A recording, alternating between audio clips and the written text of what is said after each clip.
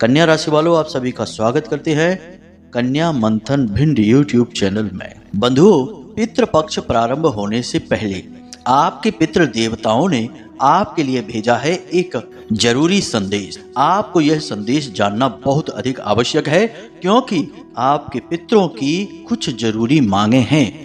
पितृपक्ष प्रारंभ होने से पहले आपको इन जरूरतों को पूरी अवश्य कर देना है, वरना आपके पितृ आपसे नाराज हो जाएंगे। और आप जानते हैं कि यदि पितृ नाराज हो जाते हैं तो फिर क्या होता है, यानी पितृ दोष उत्पन्न हो जाता है। और पितृ दोष जीवन में भयंकर से भयंकर तकलीफें दे सकता है, जातक को जीते जी नरक में जीने के लिए मजबूर कर सकता है। तो कौन सा है वह संदेश? आखिर क्या चाहते हैं आपके पितृ आपसे, और कौन सी हैं वो बातें जिन्हें आपको पितृपक्ष प्रारंभ होने से पहले ही पूरा कर देना है, ताकि आपके पितृ आपसे प्रसन्न हो, आपको आशीर्वाद दें। एक बात याद रखना बंधुओं, यदि आपके पितृ आपसे प्रसन्न नहीं हैं, तो दुनिया की किसी भी देवी देवता की पूजा आपको लगेगी ही नहीं। कोई भी उपाय, कोई भी अनुष्ठान, यज्ञ, हवन या किसी भी प्रकार की विधि विधान से की गई पूजा का आपको कोई फल प्राप्त नहीं हो सकता है,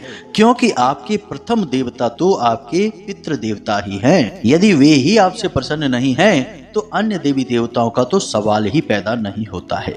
इसलिए आज के इस कार्यक्रम को आपको जरूर देखना है, अंत तक देखना है, क्योंकि यह जो मौका है यह वर्ष में एक बार मिलता है और अब वह मौका आने वाला है। तो इस मौके का आपको पूरा लाभ लेना है, चूक नहीं करना है। तो जयकारा बोलो माता रानी का, जगत माई महामाई माँ भद्रकाली की जय बोलो, माता रानी के दिव्य दरबार की जय बोलो, पितृ देवताओं की जय बोलो। बंधुओं, याद रखना कि जब कोई व्यक्ति इस संसार में आता है तो वह कई प्रकार के ऋण लेकर उत्पन्न होता है।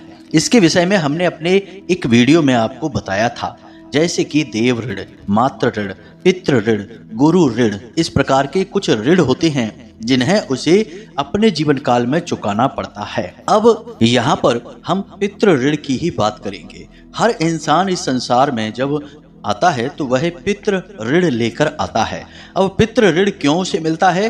क्योंकि उसके पितरों के द्वारा ही इस संसार में, यानी उसके घर के बड़े बुजुर्ग और पुरखे पूर्वजों के द्वारा ही उसे इस संसार में बहुत सारी चीजें अपने आप मिल जाती हैं। जैसे कि एक अच्छी परवरिश मिलती है, उसे खाना पीना, जीवन जीने का तरीका, उसका घर परिवार और जो भी कुछ उसके पुरखे पूर्वज तैयार करते हैं अपने जीते जी, वह सब कुछ उसे मिलता है। इस प्रकार उसके ऊपर एक पितृ ऋण लग जाता है। अब यह पितृ ऋण शास्त्रों में क्यों बताया गया है और क्यों आवश्यक है, इसे आपको जानना बहुत जरूरी है, तो आपको पूरी बात समझ में आ जाएगी। अब होता यह है कि जब कोई व्यक्ति संसार को छोड़कर जाता है, मान लीजिए कि आपके पुरखे पूर्वज जो इस संसार को छोड़कर जा चुके हैं, तो इसके बाद दो तरीके की परिस्थितियों का निर्माण होगा। एक परिस्थिति वह है कि वे ब्रह्मलीन होंगे, यानी बहुत बड़े तपस्वी और योगी हैं, तो फिर तो वे सीधे ब्रह्मलीन होंगे। अब इसकी संभावना बहुत कम ही होती है, क्योंकि ऐसे लोग लाखों में एक दो ही होते हैं। दूसरी परिस्थिति यह बनती है कि वे कुछ समय का इंतजार करेंगे, उनके कर्मों का पूरा हिसाब किताब होगा, फिर उन्हीं कर्मों के आधार पर जो संस्कार बनते हैं, उन्हीं संस्कारों की पूर्ति के लिए उन्हें पुनर्जन्म दिया जाएगा। लेकिन यह इतना आसान नहीं है, इसके लिए समय भी लगता है। तो जब तक समय लगेगा तब तक जो आपके अच्छे पितृ पूर्वज हैं, यानी कि धार्मिक पूजा पाठ करने वाले, उन्हें पितृलोक नामक स्थान पर जगह दी जाती है। वे वहां पर विराजमान रहते हैं। यदि कोई दुष्ट प्रवृत्ति का है, जो कुछ बड़ी बड़ी इच्छाएं लेकर मरता है, तो वह प्रेत बनकर भटकता है। यानी कि भटकने वाले भी पितृ ही हैं, लेकिन वे इस संसार में भटक रहे हैं, पितृलोक में उन्हें जगह दी नहीं जा रही है, तरण तारण उनका हो नहीं पा रहा है। तो अब वे भटक रहे हैं इसी संसार में, तो वे प्रेत का रूप धारण कर लेते हैं। अब यहाँ पर होता यह है कि जो आपके पितृ पूर्वज हैं, जो पितृलोक में विश्राम कर रहे हैं, उन्हें भोजन आपके ही द्वारा प्राप्त हो सकता है। यह विधान है, और यह विधान भगवान ने शायद इसीलिए बनाया है ताकि वे यह देख सकें कि जो लोग पितृलोक में रह रहे हैं, उन्होंने अपने बच्चों को कैसी परवरिश दी है, कैसा जीवन जीने का तरीका सिखाया है, किस तरह से वे जीवन यापन कर रहे हैं। यदि वे लोग अच्छा जीवन यापन करते हैं, सदाचार के साथ रहते हैं, किसी को परेशान नहीं करते हैं, पीड़ाएं नहीं पहुंचाते हैं, तो पितृ पूर्वजों को अपने आप भोजन प्राप्त होता रहता है, संतुष्ट रहते हैं और इससे वे ऊर्जावान भी बने रहते हैं। तो बदले में वे अपने परिवार की रक्षा करते हैं। रक्षा किससे करते हैं? जो नकारात्मक ऊर्जाएं हैं। अब नकारात्मक ऊर्जाएं तमाम तरीके की होती हैं, जैसे कि नजर लग जाना, भूत प्रेत, पिशाच, तमाम तरीके की नकारात्मक शक्तियां होती हैं। उन सब से रक्षा आपके पितृ ही करेंगे, लेकिन वे तब ही कर सकते हैं जब वे आपसे प्रसन्न हो, संतुष्ट हो, आप उन्हें नियमित भोजन करा रहे हो, नियमित उन्हें ऊर्जावान बना रहे हो। यदि वे कमजोर रहेंगे तो वे पितृलोक में ही बैठे रहेंगे, बस इंतजार करेंगे कि कैसे भी करके आप उनकी ऊर्जा को बढ़ाएं, उन्हें भोजन दें, उनकी शक्ति बढ़े, तब तो वे आपके लिए कुछ कर पाए। यदि वे आपके लिए कुछ भी नहीं कर पाते हैं तो फिर वे दुखी हो उठते हैं और मन में सोचते हैं कि हमने कैसी औलादें इस संसार में पैदा की कि वे तो हमारे बारे में विचार ही नहीं करते, उल्टा हमारे बारे में अनाप शनाप बोलते हैं, हमें दुखी करते हैं, कोसते रहते हैं। तो ऐसी परिस्थिति में पितृ देवता श्राप भी दे देते हैं। इसी से उत्पन्न होता है पितृदोष। तो अब पितृदोष क्या होता है आपको समझ में आ चुका है। पितृदोष के लक्षण और संकेत क्या हैं, इन्हें भी हम आपको अभी बताने वाले हैं। इसके बाद हम आपको पितृ देवताओं के द्वारा भेजा गया आपके लिए वह विशेष संदेश क्या है यह भी बताएंगे। साथ ही साथ पितृ देवताओं को प्रसन्न करने के लिए एक बेहद ही शक्तिशाली और चमत्कारी उपाय भी बताएंगे, जिसे आपको नियमित तौर पर करना है। बहुत ही छोटा सा मामूली सा उपाय है, इसे आप नियमित करते रहेंगे तो आपके पितृ देवता बेहद प्रसन्न रहेंगे। और जब पितृ देवता प्रसन्न रहेंगे तो वे दो काम करेंगे। पहला तो आपके कुल, आपके परिवार की रक्षा करेंगे हर प्रकार की नकारात्मक ऊर्जा से। दूसरा, वे आपको आशीर्वाद भी देंगे। तो जिस प्रकार पितृ देवताओं का श्राप विनाश को लेकर आता है, उसी प्रकार पितृ देवताओं का आशीर्वाद जीवन में उन्नति और तरक्की लेकर आता है, धन दौलत की बरसात करवाता है, जातक को सातों सुख दिलवाता है। तो आज के इस कार्यक्रम में हम आपको वही विशेष, गुप्त और बेहद शक्तिशाली उपाय बताने जा रहे हैं जो आपको पितृ देवताओं का पूर्ण आशीर्वाद दिलवाएगा। तो बस आपको इसके लिए करना यह है कि इस कार्यक्रम में अंत तक बने रहना है। बंधुओं, यह कार्यक्रम समय के अनुकूल है और बहुत ही मेहनत से तैयार किया गया है। हमने बहुत गहरी खोजबीन रिसर्च के बाद इस कार्यक्रम को आपके लिए तैयार किया है और बिल्कुल सही समय पर हम आपको यह दे रहे हैं। इसलिए आपको इसे पूरा अवश्य देखना चाहिए, तभी हमारी मेहनत सफल होगी और माता रानी के प्रति हमारी भक्ति भी कामयाब होगी, क्योंकि हम अपने सारे कार्यक्रम, सारी जानकारी माता रानी को ही समर्पित करते हैं और उन्हीं के द्वारा दिए गए आदेश और अनुभूतियों के आधार पर तैयार करते हैं। बस ऐसे में आपको हमारा सहयोग यह करना होगा कि इस कार्यक्रम को अंत तक अवश्य देखना होगा, तभी आप इसका पूरा लाभ ले पाएंगे। तो चलिए आज के इस विशेष कार्यक्रम की शुरुआत करते हैं, लेकिन इससे पहले हम चाहेंगे कि आप माता रानी को आभार अवश्य व्यक्त करें। तो कमेंट बॉक्स में लिख दें, जय माँ भद्रकाली कृपा करो। इसी के साथ साथ जय पितृ देवता कृपा करो यह भी अवश्य लिखें, क्योंकि आपके प्रथम पूज्य, प्रथम देवता तो पितृ देवता ही हैं। अगर वे ही आपसे प्रसन्न नहीं होंगे तो माता भद्रकाली तो किसी कीमत पर आपसे प्रसन्न नहीं हो सकती। यह बात सुनने में भले ही अजीब हो, कड़वी हो, परंतु सत्य है। जी हाँ बंधुओं, तो पितृ देवताओं के लिए भी आप निवेदन अवश्य लिखें।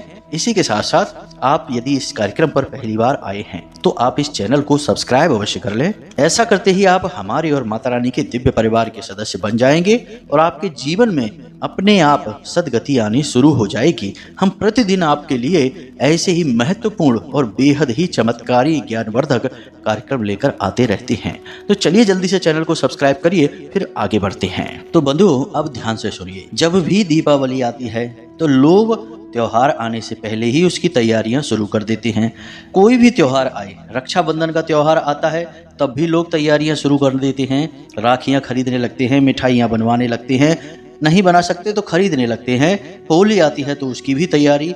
मतलब कहने का यह है कि हर एक त्योहार और पर्व की हम लोग तैयारियां करते हैं, परंतु आप अपने दिल पर हाथ रखकर बताइए कि पितृपक्ष आने के लिए क्या आप कोई तैयारियां पहले से करते हैं? जवाब होगा नहीं। हम जानते हैं कोई भी नहीं करता है।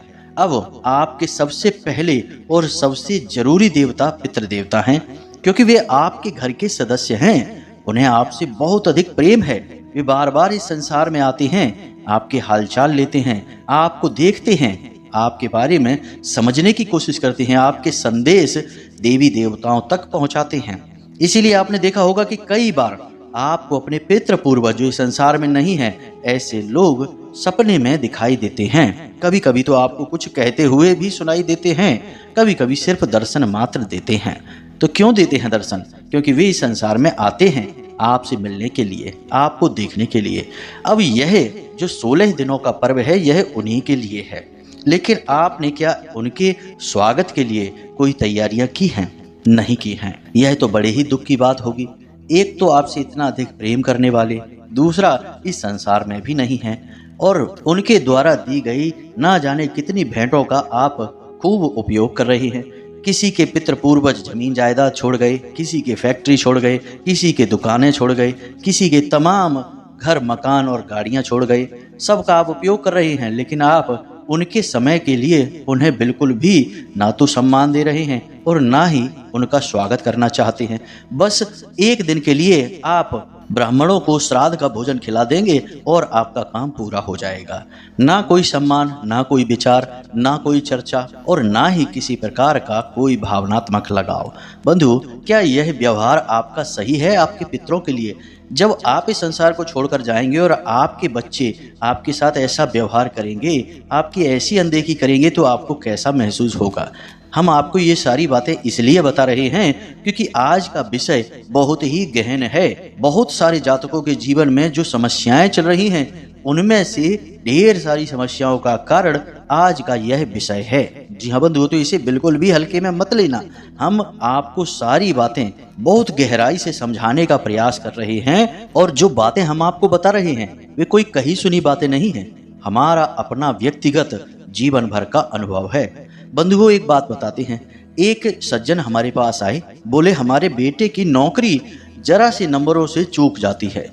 कई प्रयास कर चुका है, बहुत मेहनत कर रहा है, और लगातार प्रयास करने के बाद भी उसकी नौकरी नहीं लग पा रही है। महाराज जी, कुछ ऐसा करिए कि इसकी नौकरी लग जाए, बेचारे का जीवन सफल हो जाएगा, वरना किसी लायक नहीं है, कुछ भी नहीं कर पाएगा। हमें बड़ी चिंता होती है इसकी। हमने जब उनके बारे में और विचार किया, उनसे और सवाल जवाब किए, कुछ उनके जीवन के बारे में जाना, तो हमें पता चला कि उनके घर में पितृ दोष लगा है। पितरों को कोई सम्मान नहीं है, किसी भी प्रकार की पितरों के बारे में चर्चा नहीं होती है, कोई भी भावनात्मक लगाव नहीं है। और यहाँ तक कि यह भी हो रहा था कि कई वर्षों से तो वे श्राद्ध कर्म भी नहीं कर रहे थे। अब यह तो बड़ी ही आश्चर्य की बात है, ऐसा क्यों नहीं कर रहे थे? भगवान जाने, उनकी मर्जी। लेकिन हमने उनको एक छोटा सा उपाय बताया। आपको आश्चर्य होगा जानकर। हमने उनसे केवल इतना सा कहा कि आप केवल 21 दिनों के लिए अपने घर में शाम के समय जो रोटियां बनती हैं, उनमें पहली रोटी गाय के लिए और आखिरी रोटी कुत्ते के लिए निकलवाइए, और दोनों रोटियों में आप थोड़ा सा हल्दी, थोड़े से काले तिल और एक एक लौंग का जोड़ा रख दें, और अपने इसी बेटे के हाथ से ये रोटियां दोनों जानवरों को खिलानी है। और जब आप इस रोटी को गाय और कुत्ते को खिला रहे हो, उस समय इस बेटे का मुख दक्षिण दिशा की ओर होना चाहिए। वह पितरों की भी दिशा मानी जाती है। बस हमने उससे कहा कि आप 21 दिनों तक इस उपाय को अपने बेटे के हाथों करवाना, बस, और कुछ नहीं करना है। आप यकीन नहीं मानेंगे कि केवल 9वें या 10वें दिन वे हमसे मिले और बोले कि महाराज जी, आपने जो उपाय बताया वह तो बड़ा शक्तिशाली है, वह उपाय तो कार्य कर गया, और हमारे बेटे की एक बहुत अच्छी जगह जॉब लग चुकी है, यानी कि ज्वाइन का उसका लेटर आ चुका है, कुछ दिन बाद वह ज्वाइन कर लेगा। हमने उनसे कहा कि बंधु, यह कोई उपाय नहीं है, यह तो आपके पितृ पूर्वजों के लिए आपका सम्मान है।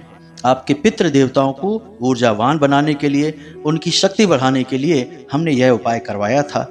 आपके ऊपर पितृ दोष लगा हुआ है। फिर हमने उनको सारी बातें इसी प्रकार समझाई जैसे हम आपको समझा रहे हैं कि अपने पितरों का सम्मान करिए, उन्हें अपने घर में स्थान दीजिए। खाली उनकी फोटो लगा देने से उनको स्थान प्राप्त नहीं हो जाता। फोटो पर भी आपने जो मालाएं टांग रखी हैं, वे प्लास्टिक के फूलों की बनी हुई मालाएं हैं। जाने कितनी धूल मिट्टी उनके ऊपर जमा है।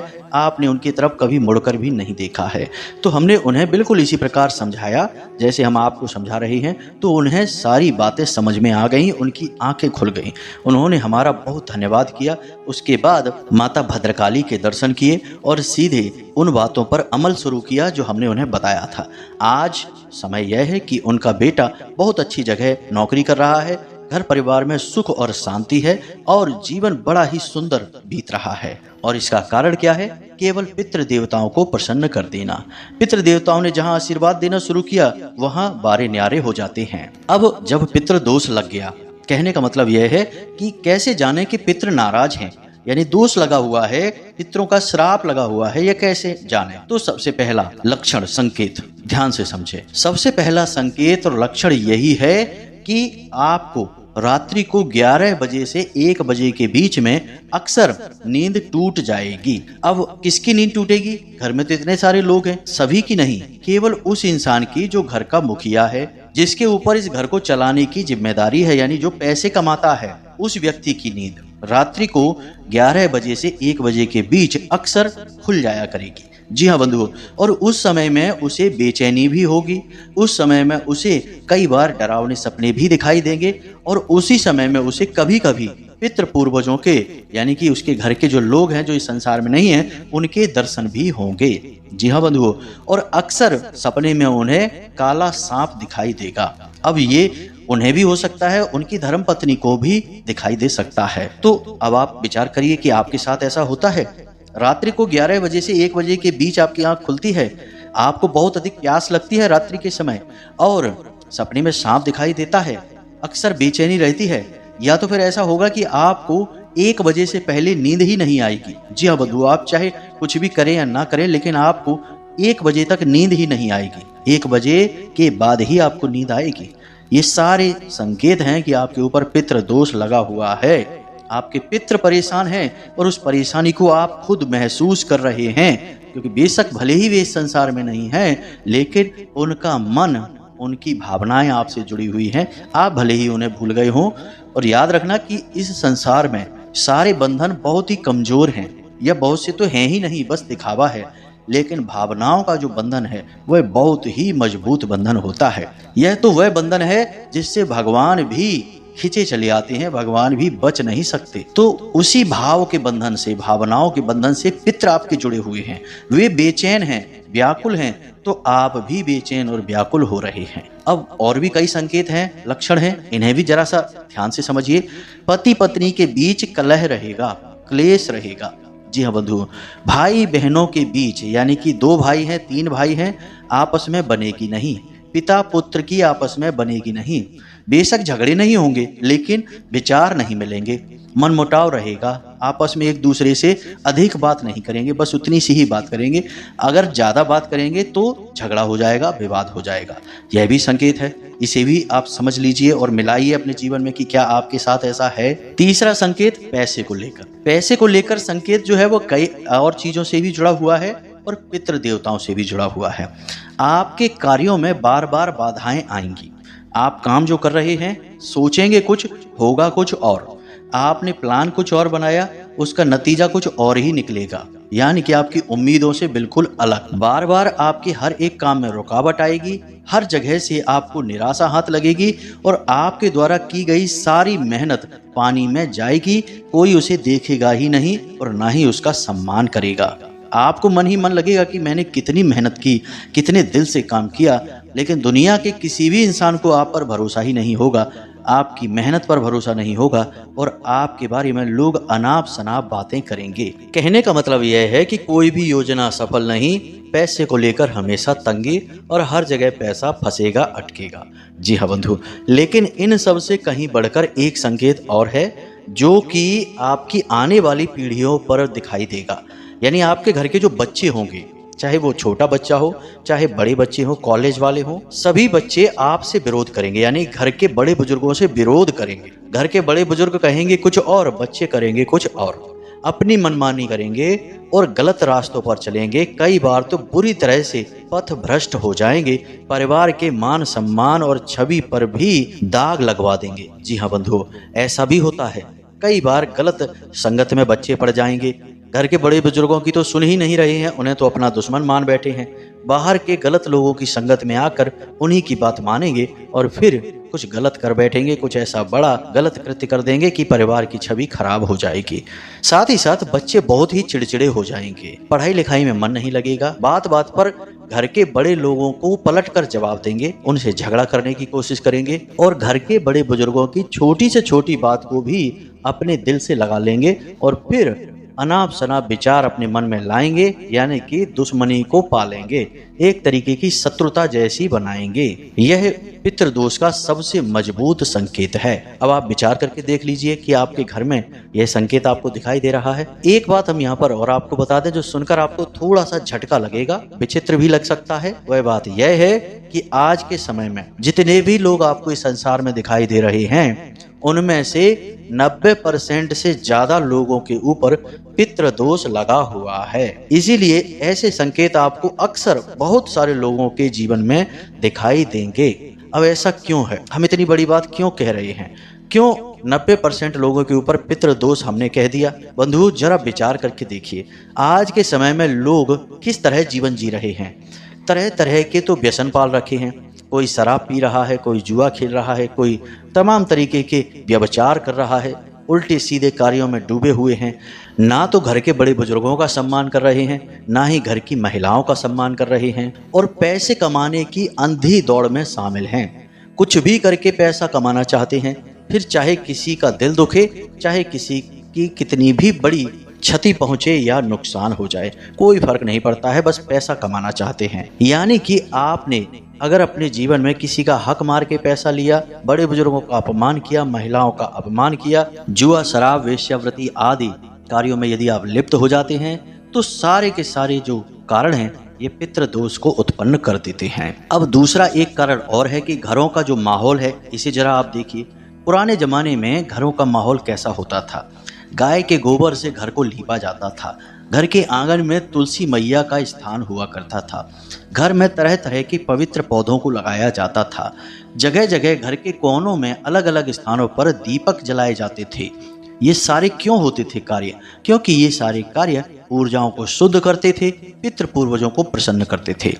महिलाएं हमेशा रोटी बनाते समय एक रोटी कुत्ते को और एक रोटी गाय को निकाला करती थी। जरा अपने बचपन को याद करके देखिए। यदि आप गांव के रहने वाले हैं तो आप इस बात को अच्छी तरह से समझ जाएंगे कि गांव की परंपरा कितनी सुंदर थी।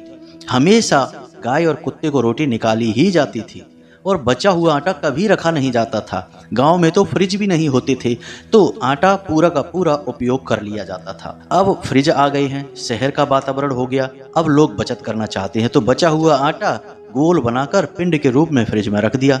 अब क्या हो रहा है कि जो प्रेत भटक रहे हैं वे उस पिंड की ओर आकर्षित होते हैं और उसे जूठा करते हैं। अगले दिन उसी की रोटी बनाकर घर के सदस्यों को खिला दी जाती है। यानी प्रेतों का जूठा भोजन खा रहे हैं तो बुद्धि शुद्ध कैसे होगी? फिर तो लोग जुआ शराब और उल्टे सीधे कर्म करेंगे ही, पैसा बर्बाद करेंगे ही, घर के सारे लोगों का अपमान करेंगे ही, क्योंकि प्रेतों जैसी ही तो बुद्धि हो जाएगी। महिलाओं की भी बात कर ले तो महिलाओं के लिए रसोई घर में खुले बाल लेकर जाना वर्जित है। बिना स्नान किए नहीं जाना चाहिए। रसोई घर में जूठे बर्तन नहीं होने चाहिए। किसी भी प्रकार का टूटा फूटा कोई बर्तन रसोई घर में नहीं होना चाहिए। बहुत सारे ऐसे नियम हैं जो बहुत ही सरल हैं। पहले हमारे समाज में ये नियम माने जाते थे तो पितरों का दोष भी नहीं लगता था। तो भले ही घर में पैसा कम होता होगा लेकिन शांति और सुकून बहुत होता था, आपस में प्रेम बहुत होता था। लेकिन अब आप देखिए कि पैसा हो या ना हो, लेकिन दुख तकलीफ सबके पास है, परेशानियां सबकी एक जैसी हैं। चाहे आप लखपति हो, करोड़पति हो, चाहे कितना ही धन दौलत हो, लेकिन नींद नहीं आ रही, नींद की दवाइयां खाकर सो रहे हैं। तो ये सारे पितृ दोषों के कारण हैं। जी हाँ बंधु, तो इन बातों को हमने आपको इसलिए बताया ताकि आपको ये सारा विषय अच्छी तरह से समझ में आ जाए। अब कुछ मूर्ख लोग यहाँ पर यह कहते हैं कि अरे केवल उतनी ही बात बताओ, पॉइंट की बात बताओ, इधर उधर की बातें ना करो। अब जो बातें हमने आपको बताई हैं वे इधर उधर की बातें नहीं हैं, वे संपूर्ण ज्ञान है। अब संपूर्ण ज्ञान में थोड़ा समय लग सकता है, यहाँ पर समय देने में बुराई ही क्या है। लोग 2 कौड़ी की फिल्म देखने में घंटों गुजार देंगे, बिना मतलब की गप्पे हाँकने में घंटों बिता देंगे, लेकिन जहाँ ज्ञान की चर्चा होगी वहाँ 2 मिनट में ही ऊबने लगते हैं। यह तो विचारधारा हो गई है लोगों की। तो अब उद्धार कहाँ से हो, सुख चैन कहाँ से आए, जीवन में शांति कहाँ से आए, ये सारी बातें हमने आपको इसीलिए बताई ताकि आपको सारा विषय अच्छी तरह से समझ में आ सके। अब हम आपको बताते हैं कि आपके पितृ देवता ने आपको क्या संदेश भेजा है। सबसे पहले आपके पितृ देवता आपको यही कह रहे हैं कि अपने घर की व्यवस्थाएं उचित करिए, घर की साफ सफाई करिए, पूरे घर में कहीं भी मकड़ी के जाले नहीं होने चाहिए, अंधेरा नहीं रहना चाहिए। दूसरा कि आपके घर का जो ईशान कोण है उसे साफ सुथरा करिए, वहाँ किसी भी प्रकार का भारी सामान नहीं होना चाहिए और उसे खाली रखिए। यदि वहाँ हवा पानी की सही व्यवस्था है, प्रकाश की व्यवस्था है, तो आप वहाँ पर एक बेलपत्र का पौधा लगाइए और उसके नीचे एक शिवलिंग स्थापित कर दीजिए। इसी के साथ साथ आपके घर का जो ब्रह्म स्थान है उसे भी बिल्कुल खाली रखिए। ब्रह्म स्थान यानी कि घर का ठीक बीचों बीच का स्थान। यदि वहाँ कोई कमरा भी है तो कोशिश करें कि उस कमरे को खाली रखें, उसमें कोई रहे ना और उस कमरे में कोई भारी सामान भी ना रखें। ब्रह्म स्थान असल में वह स्थान है जो घर का केंद्र है और जहाँ पर स्वयं ब्रह्मदेव का वास है। और ब्रह्म देवता कौन है? ब्रह्मदेव इस संसार के रचयिता हैं, तो उनका स्थान पवित्र होना आवश्यक है। ऐसे स्थानों पर जूते चप्पल वगैरह नहीं रखने चाहिए, किसी भी प्रकार की गंदगी आप ना रखें। अब आप यह सब करेंगे यानी अपने घर के मुख्य दरवाजे की भी सफाई करें और प्रतिदिन वहाँ एक गाय के घी का दीपक जलाना प्रारंभ करें। अब यदि आप यह सब कार्य करेंगे तो इससे आपके पितृ देवताओं को अच्छा लगेगा, उनका स्वागत होगा। याद रखना कि 16 दिनों के लिए पितृ देवता ही इस संसार का संचालन करने वाले हैं, तो वे हर वक्त इस संसार में मौजूद रहेंगे, तो उन्हें बहुत अच्छा लगेगा। आप पहले से ही उनके स्वागत में तैयार हैं। कोशिश यह करें कि अब जब तक पितृपक्ष चलेगा, यानी जब आप इस वीडियो को सुन रहे हैं, देख रहे हैं, तब से आप कोई भी गलत कार्य ना करें। जुआ, शराब, मांस मछली, किसी भी तरीके का कोई गलत सेवन ना करें, किसी भी तरीके की कोई गलत गतिविधि में शामिल ना हो और घर के सभी लोग आपस में मिलजुल कर एक साथ भोजन करें, चर्चाएं करें और आप अपने घर के बड़े बुजुर्गों का सम्मान करें, उनके साथ समय बिताएं। दूसरा कि आपके पितृ पूर्वजों को बलवान बनाने के लिए 2 कार्य करना आज से ही शुरू कर दें। पहला कार्य कि प्रतिदिन सूर्य देवता को अर्घ्य देना शुरू करें, क्योंकि पितरों के देवता सूर्य देवता हैं और सूर्य लोक के नजदीक ही पितृलोक है। इस वजह से आप जब सूर्य देवता को अर्घ्य देते हैं तो उसका पूरा का पूरा भाग पितृ देवता को पहुंच जाता है। इसीलिए आपको यह कहा जाता है, हमने कई बार आपको बताया है कि जिस पानी से आप सूर्य देवता को अर्घ्य देते हैं उसमें थोड़े काले तिल अवश्य डालें। काले तिल आपके पितृ देवताओं का भोजन होते हैं, तो आप प्रतिदिन काले तिल डालकर सूर्य देवता को जल समर्पित अवश्य करें। इसी के साथ साथ प्रतिदिन के भोजन में 1 रोटी कुत्ते के लिए और 1 रोटी गाय के लिए अवश्य निकलवाएं। यानी पहली रोटी, जो महिलाएं रोटियां बना रही हैं उनसे कहें कि पहली रोटी गाय के लिए निकालें और अंतिम बची हुई रोटी कुत्ते के लिए निकालें।